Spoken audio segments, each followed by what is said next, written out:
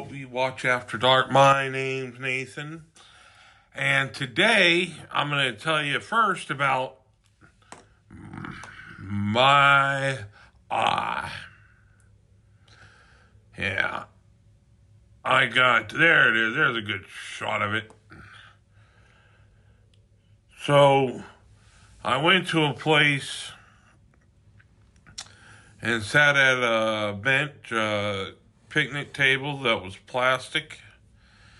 And when the counterweight was took off, I slammed my face into another bench. It was not plastic, it was wood. And it hurt like a motherfucker. But now you know about me and my crazy little bruises. We are going to talk about one of the series I think I'm becoming a really good fan of. The Conjuring 2. It was directed by James Wan. It was written by Chad Hayes, Carrie W. Hayes, and James Wan. It had a budget of only $40 million. U.S. and Canada, it grossed $102 million. Opening weekend, U.S. and Canada, $40 million. Gross worldwide, $322 million. It had the biggest opening weekend gross for a horror film in 3 years. Previous film being The Conjuring. So it starred Vera Flumug, Patrick Wilson, Madison Wolfe, which was, I think, her debut. No, it wasn't her debut. Lauren Espinato, that was her film debut.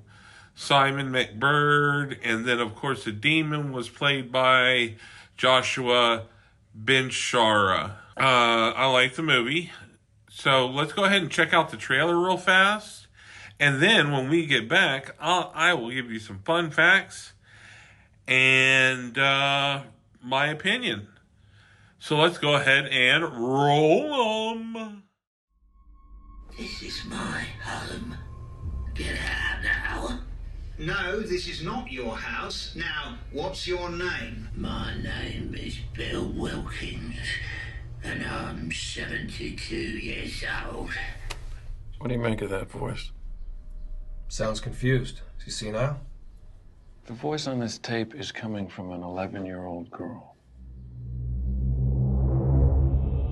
They're calling it England's Amityville. There is a family that desperately needs our help.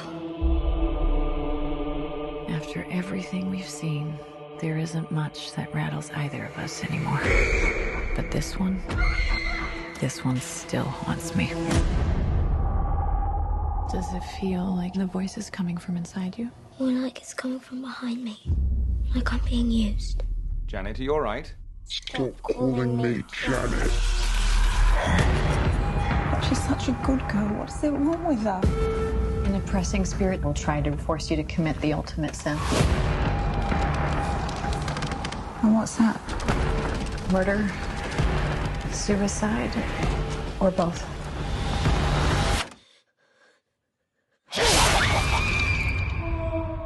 You believe us, don't you? Sensing a presence? I'm not sensing anything. All I can sense is their own fear.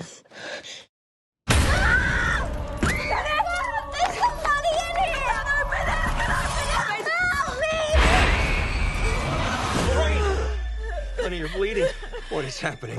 I had a premonition of your death.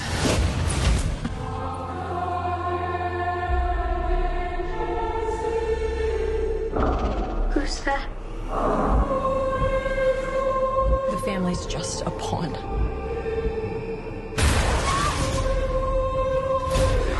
Something inhuman wants to kill you. If we keep doing this, you're going to die.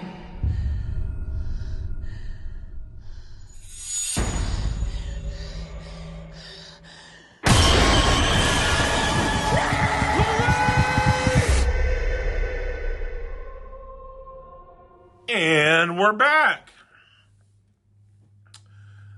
Here's some interesting facts for you. First, while promoting the film in 2016, Vera Farmiga had a swelling of the lymph nodes from how many times she screamed in the movie. Like, she was up for like 50 takes of her screaming like that every time, and it finally got to her. Due to the technical challenges, she would sometimes do 50 takes in a row, all featuring her scream. That's what, Something else that I found interesting was some have claimed that the real Janet Hickson is a gifted ventriloquist or has the power to manipulate voices. And she admitted to faking some events. About 2% of it, actually, was phony. But in an interview with The Telegraph, they found that out. At about 33 minutes in, the name of the demon, Valka, is spelled out in letters on the wall, on the bookshelf, and in the living room. These real-life events in Innsfield became the longest recorded paranormal case of a poltergeist activity in history. And then finally, which I think it just shows that, life stranger than fiction. I mean, because this was so successful, they got greenlit for a third one, which we will be going over maybe as soon as Wednesday. But from that, it got greenlit similar first-time spinoffs, Annabelle, and its sequel, Annabelle Creation, and Annabelle Comes Home. The film focuses on the original two apparitions in the film, the Demon Nun and the Crooked Man, apparently titled The Nun and the Crooked Man, respectively, popularly, of the involvement it provided with James Wan's decision to change the demon from the demon horror kind of thing into that ghostly nun, which was still, I'd say if I saw that, I'd be scared. I mean, in real life, Even though the Crooked Man was greenlit, they had to put it to the side that Crooked Man was shelved for reasons out of our control, is what they said. So those are the fun facts right there. I like this movie. I really like how they give us an ideal of time by saying the Annabelle or just before this happened.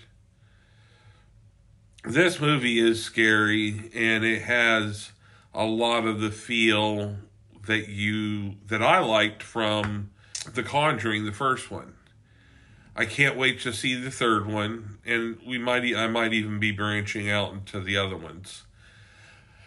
But I had a lot of fun, and so to give it I'm going to give it an 8.5. Everything was good to me in the film. It just was lacking. And I even liked in this film how they kind of show the monster early and it's still scary. It was a good movie. I suggest go seeing it if you like horror films. Well, that's all I got for you guys today.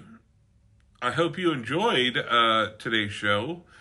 If you do me the favor of subscribing, that would really help. But I love you guys, every single one of you, and I hope that you continue to love your family and go bigger and wider, and we have world peace and we stop the war.